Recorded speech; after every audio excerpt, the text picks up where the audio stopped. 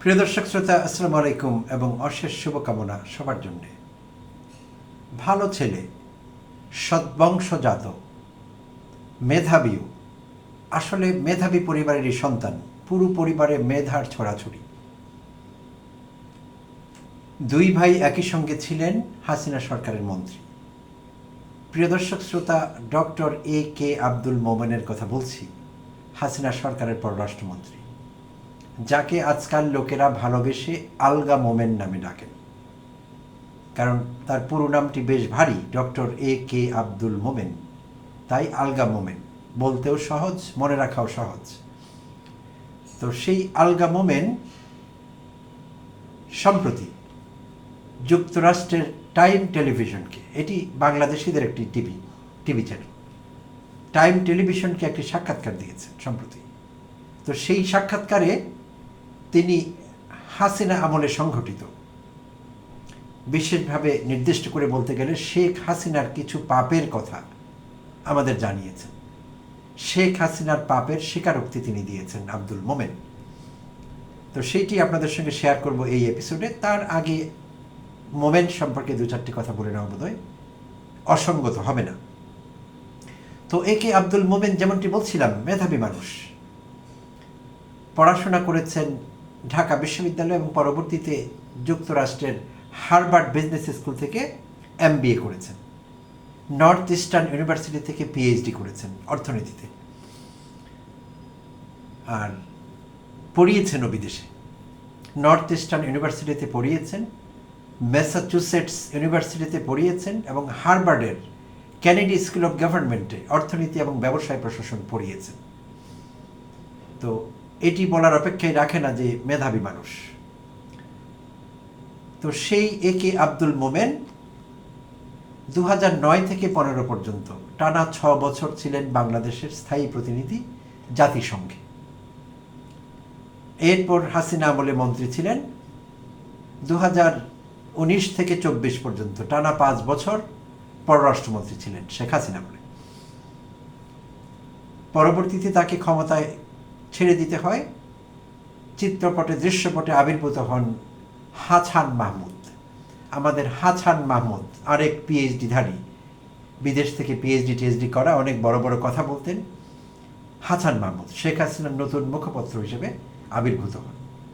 তো হাছান মাহমুদ সম্পর্কে এই মুহূর্তে কিছু বলবার নেই। আমি দুঃখিত, তার নামটি আমাকে এইভাবে পড়তে হচ্ছে, কারণ নামের বানানটি তেমনই, হ আকার ছ আকার ন, তো হাছান পড়তে হচ্ছে আমাকে।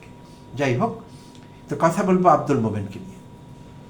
প্রিয় দর্শক শ্রোতা, আব্দুল মোমেনের বড় ভাই ও মন্ত্রী ছিলেন, নিশ্চয়ই আপনাদের মনে আছে, আবুল মাল আব্দুল মুহিত।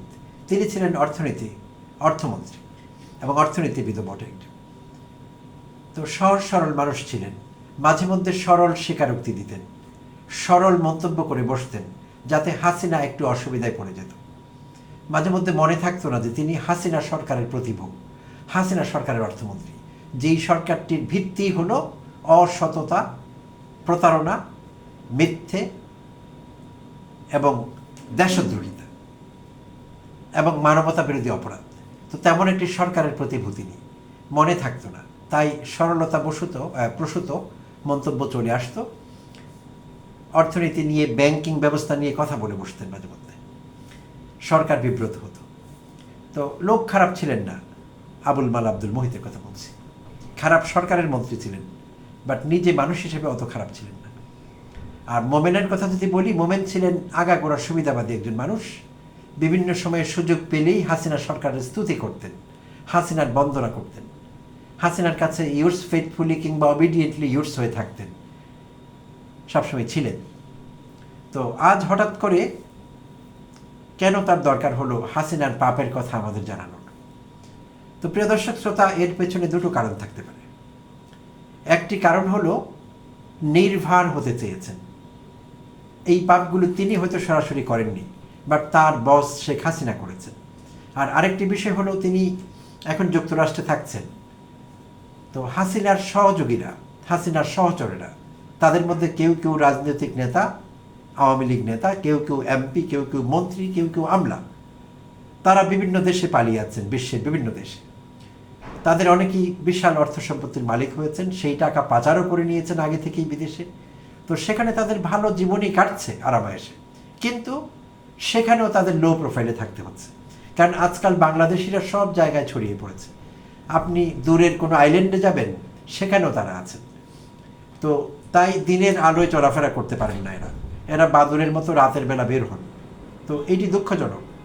এত টাকা পয়সা নিয়ে গেছেন, খরচও করছেন, দাঁড়ছে, বাট প্রকাশ্যে বেরোতে পারছেন না, রাতের বেলা গোপনে বের হন। তো এরকম পলাতক জীবনই বলতে গেলে অনেকটা বিদেশেও।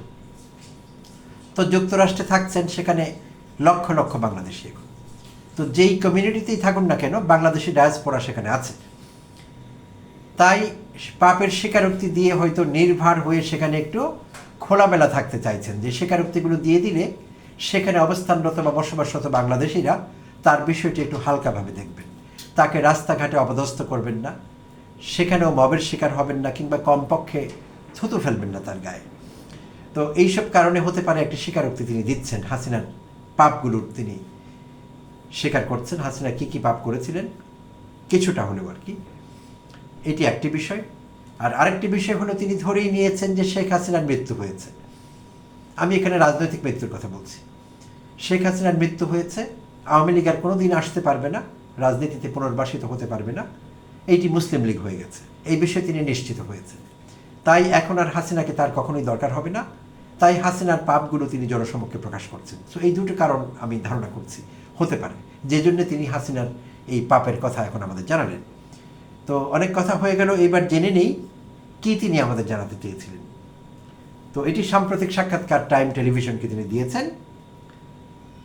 হাসিনা সরকারের, আর এই খবরটি রিপোর্ট করেছে মানবজমিন। হাসিনা সরকারের নানা ভুল অকপটে স্বীকার করেছেন সাবেক পররাষ্ট্রমন্ত্রী ডক্টর আব্দুল মোমেন। বলেছেন, সরকারি কর্মচারীর উপর খুব বেশি নির্ভরশীল হয়ে পড়ে, ওরা যা বলে তাই। একজন মন্ত্রী হিসেবে কিংবা এমপি হিসেবে তৎকালীন প্রধানমন্ত্রীর সঙ্গে সাক্ষাৎ করার সুযোগ আমাদের সীমিত হয়ে গেল। সম্প্রতি যুক্তরাষ্ট্রভিত্তিক টাইম টেলিভিশনকে দেওয়া সাক্ষাৎকারে তিনি এসব কথা বলেন।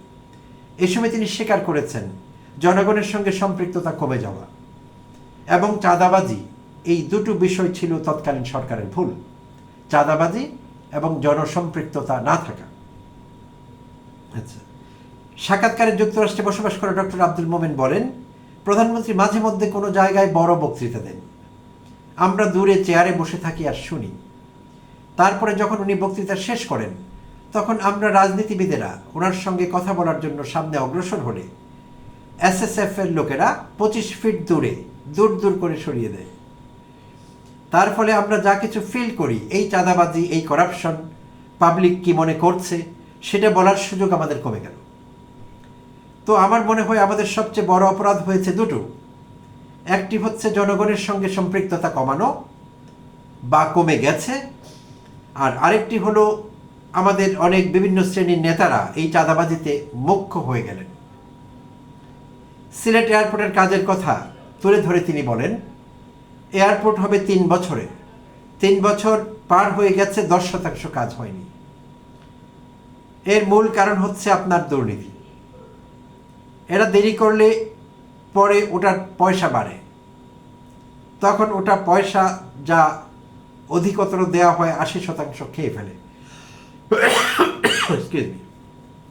সো মোমেন স্বীকার করলেন আওয়ামীরা কাজের 80% পয়সা খেয়ে ফেলে। আচ্ছা, সুতরাং তাদের চিহ্নিত করে আমি বলেছিলাম যে পিডি হবে, যে সে যদি অন টাইম প্রজেক্ট শেষ না করে তার ডিমোশন হবে, চাকরি যাবে যদি রিজনেবল গ্রাউন্ড না থাকে। এইগুলো কয়েকটা এক্সাম্পল। মোমেন বলেন, কোটা সম্পর্কে আমাদের প্রত্যেকের ধারণা হলো যে আওয়ামী লীগ নীতিগতভাবে এই কোটা রেশনালাইজেশনে পরিবর্তন চায়। আমাদের অনেক সহকর্মীরা এই নাতিফাতিগুলোর জন্য কোটা রাখার কোনো পক্ষেই না। প্রিয় দর্শক শ্রোতা, নাতিফাতি বলতে তিনি এখানে মুক্তিযোদ্ধাদের নাতিদের কথা বলছেন। কারণ আমাদের বৈষম্য বিরোধী ছাত্র আন্দোলনের তরুণ ছাত্র যুবারা এই দাবি করছিলেন যে মুক্তিযোদ্ধাদের নাতিদের জন্য কোনো কোটা রাখবার দরকার নেই। এর বিরুদ্ধেই কিন্তু প্রথম হাসিনা বিরোধী আন্দোলন দানা বাঁধতে শুরু করে, কোটা আন্দোলন। শেষে সেটা এক দফায় করায়। তো মোমেন নিজেই বললেন নাতিফাতিদের বিষয়ে তাদের কোনো মত ছিল না, যে মুক্তিযুদ্ধের নাতিরা, তার নাতিরা, পুত্র প্রপৌত্র তারা সরকারি সুযোগ সুবিধা কোটা পাক, চাকরি বাকরিতে ভর্তির ক্ষেত্রে এই বিষয়গুলো তারাও চাননি। মোমেনও চাননি, বা তার অন্যান্য কলিগরা মন্ত্রী পরিষদে যারা ছিলেন বা এমপি ছিলেন তারাও চাননি। আমাদের জানা আছে প্রিয় দর্শক শ্রোতা, হাসিনা অতি উৎসাহী হয়ে এগুলো করেছিলেন, কারণ হাসিনা চাইছিলেন বোঝাতে, সবাইকে একটি ধারণা দিতে যে তিনি মুক্তিযুদ্ধের পক্ষে সবচেয়ে বড় শক্তি, মুক্তিযোদ্ধাদের জন্য তিনি একেবারে প্রাণ, মুক্তিযুদ্ধ অন্তপ্রাণ একমাত্র লোক বাংলাদেশে শেখ হাসিনা। আর কেউ মুক্তিযোদ্ধাদের ভালোবাসেন না, তাদের কোনো স্বীকৃতি দেন না, তাদের জন্য কিছু করতে চান না। তো নাতিফাতিগুলোর জন্য রাখার কোনো পক্ষেই না। আচ্ছা, কিন্তু আমরা এই জন্য পরিবর্তন চেয়েছি এবং এটা নীতিগতভাবেও আওয়ামী লীগ গ্রহণ করেছে। কিন্তু কোথায় লয়াররা কি একটা কেস ফেস করে? আমি বললাম কোর্টের রায় দেওয়ার কেস না, এটা তো রাজনৈতিক সিদ্ধান্ত। সাবেক প্রধানমন্ত্রীর কাছে বিভিন্ন অনিয়মের বিষয় জানিয়েছেন বলে তিনি জানান। ব্যাংকিং ক্ষেত্রে যে একটা নৈরাজ্য, ব্যাংকিংয়ে দু একটা লোক লাভবান হতে যারা এমন লোক, এরা ব্যবসায়ী, আমি চিনি না ওদের, এরা আওয়ামী লীগের লোক না। যেমনটা নাম শুনেন এসালমের কাহিনী, এসালম সাহেব কি একবার জাতীয় পার্টি, একবার বিএনপি, একবার জামাত, এইসব। উনি ব্যবসায়ী লোক, তাকে তার জন্য কারা দিল, সামরিক বাহিনী তারে প্রোটেক্ট দিল, সবগুলোই সামরিক বাহিনী। আমরা এগুলো কিছুই জানি না। এই যে প্রোটেকশন দিল তাকে, সে ব্যাংকটা লুট করলো, দখল করলো, ওর সবই তো আপনার আমাদের উর্দি পড়া লোকের কারণে। আমাদের কোনো ইনপুট নাই এখানে। মোমেন বলেন কোনো রাজনীতিবিদ করাপশন করতে পারে সরকারি কর্মচারীর সহযোগে, একা করতে পারে না, কারণ প্রজেক্টের টাকার ডিসবার্সমেন্ট অফিসাররা করে। তখন আপনাকে অফিসারের সঙ্গে একটা আদাত করতে হবে, অনেক নিচে নামতে হবে, তার সঙ্গে আপনাকে বলতে হবে যে তুমি এটাতে টাকা খাও, এর থেকে অত অংশ আমাকে দাও।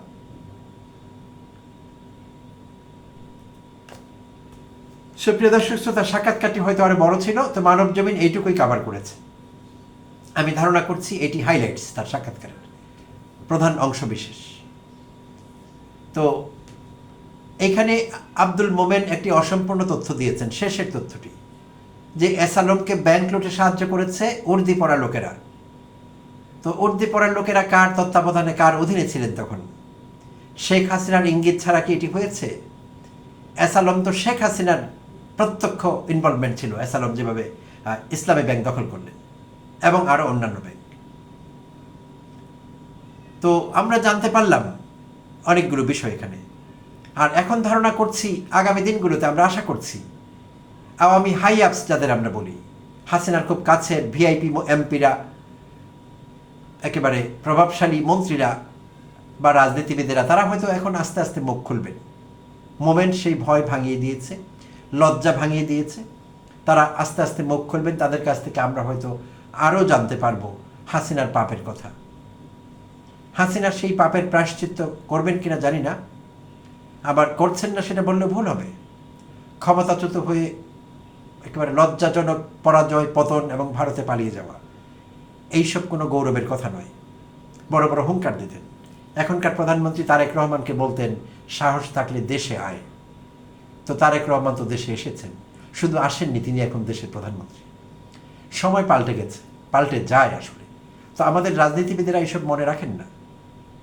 তারেক রহমান সাহেব কি মনে রাখবেন কোন পরিস্থিতিতে তার আবির্ভাব, তার দেশে ফেরা, ক্ষমতা গ্রহণ? আগামী দিনে আমাদের যাতে তাকে নিয়ে কন্টেন্ট বানাতে না হয় এরকম, সেই প্রত্যাশাই করি। তো প্রিয় দর্শক শ্রোতা, আমরা আরো অনেক কিছু জানতে পারবো হাসিনার পাপের বিষয়ে আগামী দিনগুলোতে। তো সেই পর্যন্ত সবাই ভালো থাকবো, সুস্থ থাকবো। আবারও কথা হবে পরবর্তী এপিসোডে।